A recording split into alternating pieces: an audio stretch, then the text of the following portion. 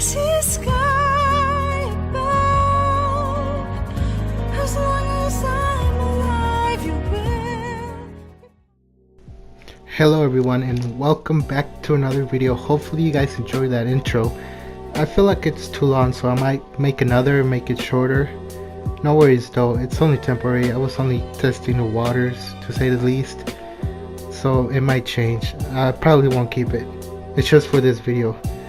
So anyway, I want to talk about Rainbow Six Siege, one of the best first-person shooters I have ever played. I will admit that the game was not under my radar until recently because I don't like one-life games. But the more videos I watched, the more appealing it looked, until finally I picked it up at a sale for 20 bucks on PSN. And let me tell you, it is so much fun. This game is a 5v5 first-person tactical shooter where it requires to either attack or defend in 3 different game modes. Number 1, hostage, which requires the attacking side to extract a hostage, and if either side kills the hostage, they lose. Number 2, secure the area, which requires the attacking side to capture a certain point in the map. Number 3, bomb, which has the attacking team arming one of the 2 bombs in the map. Now all of these modes can be won by either killing off the opposing team or by completing the objective. Now this game has good gameplay and can be very intense at certain points, and Ubisoft has been doing a great job in making it very accessible to newcomers by lowering the price many times, way too many times, and just recently by making the first 20 operators free, including all your attachments for the guns. Now if there was any other time to pick up the game, it is now. However, this game has a learning curve which can make the game very difficult and may drive players away, but the game has 2 game modes that help ease that pain before you get thrown into the hellfire that is multiplayer casual. When you first boot up the game, it would alert you to play situations. These are tutorials that help you learn the game. There is also Terrorist Hunt. This is a co-op mode that has you and 4 other people go through waves of terrorists in a defending mode. There's also a ranked mode which is only unlocked after reaching level 20, making sure that you, the player, understand the game before playing versus other skilled players. Even after that, you will still get slaughtered, at first at least, but eventually you will become so good that you would be able to get an ace by yourself. And the feeling that you get when you do that is why I keep playing this game. It's just so good when you get that first ace. It makes you so happy. Now, having said all that, let's talk about the problems the game has right now. Cue the montage music.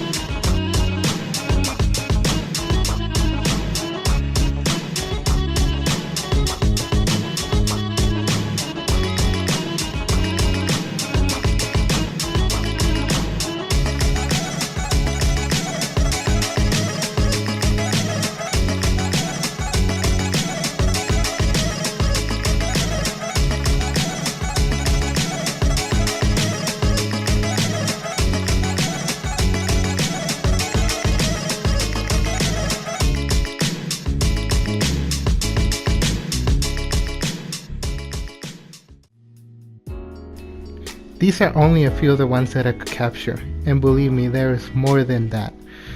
Firstly, the toxic player base. that kill you at first sight or kick you out of no reason just because they feel like it. And if it weren't for the gameplay, I would have discarded this game a while ago. Second, the field of view. This is a nitpick, but still a problem in my book. For example, when you peek a corner, sometimes you don't see anything, and then you get one tap, making you wonder how you got killed. Then when the kill cam rolls around, to them, you were fully visible, but to you, you couldn't even see them. And that kind of frustrates me sometimes. Thirdly, the servers and lag are a problem. Sometimes you go into a match with someone that has 3000 ping. That's no joke. You can actually find people like that. Fourth problem is the matchmaking. It is so weird and unfair when I go play a casual match wanting to have fun and maybe have a little competitive in it, and I get paired against 2 platinums and a gold, while all we have is a bronze, and we get wrecked so bad by spawn peekers, which is a big problem because sometimes stepping out of spawn or even in spawn you get killed, making it so frustrating. Sometimes you just rage quit out of nowhere because you can't even take a step. You can't be alive for more than 2 seconds before somebody spawn peeking kills you. Now there's also the problem with the hit detection. It's bad, or the aim assist too, because sometimes when you think you get a headshot, but it's not a headshot, and you're like, why didn't I get a headshot?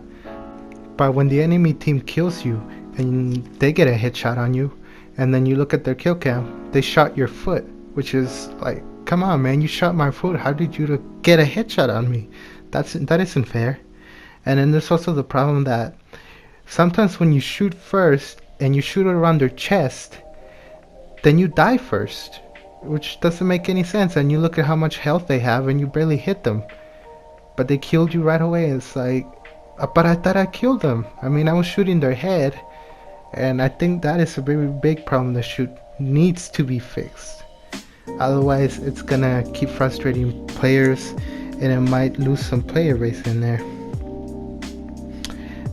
Now, lastly, these might not be so big, but I also have some opinions regarding them. The decisions that Ubisoft made by giving away operators and their attachments, this made some people who bought/grinded for them angry, and all they gave us in return was the Ash legendary skin. I mean, why couldn't you just have like some operators in rotation every week for the new players, so that way they could get to know the game, see if they like the new operator, and then maybe grind for it and buy it like everybody else? Or maybe just get the season pass, right? Why just give them away like that? Come on, Ubisoft. And then there's also the problem with the renown. Now, renown is this currency that you can use or you get by playing the game, and the better you do, the more renown you get. If you win matches, the more renown you get, so on and so forth, right? However, the problem with this is that the renown is so weird, because I mean, please tell me why a head customization is worth more than a new operator. For example, an IQ head is worth 30,000 renown, while Lion, a new operator, is worth 25,000 renown. Like really, it's a head customization, and one you can't see unless you win. Are you serious, Ubisoft? All in all, it's a good game. Despite its faults, I recommend it. I recommend it if and only if you find it on sale, because Ubisoft tends to do this thing where they sell the game for $60 and then they do a sale and they sell it for $20. I don't know why, but they always do it. Wow guys, that video was longer than expected. There was a lot of things I had to say, and even then I didn't cover everything, but you should know that they are planning to fix this, and I'm looking forward to how the game turns out later on in the following years. next, a few new announcements here. My next video will be about funny video game moments. It's just me, funny video game moments that I found around while playing. Maybe I have enough for 5 videos of that, like 10 minutes each, but for now I'll just make one. And please leave in the comments what you think about this game, the states, and tell me if you have it and if you like it or not, or maybe you just borrowed it and maybe you didn't like it. Tell me why. All in all, Rainbow Six is not a bad game, but hey, at least headshots work, right?